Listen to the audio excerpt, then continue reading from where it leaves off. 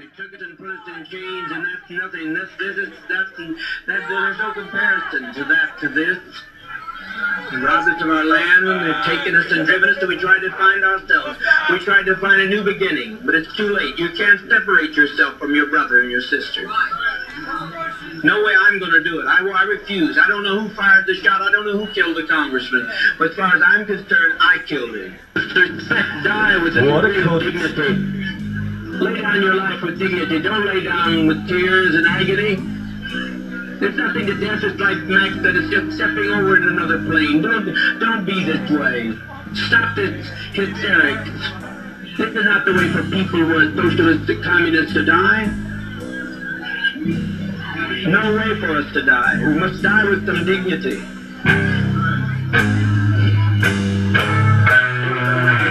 Another please.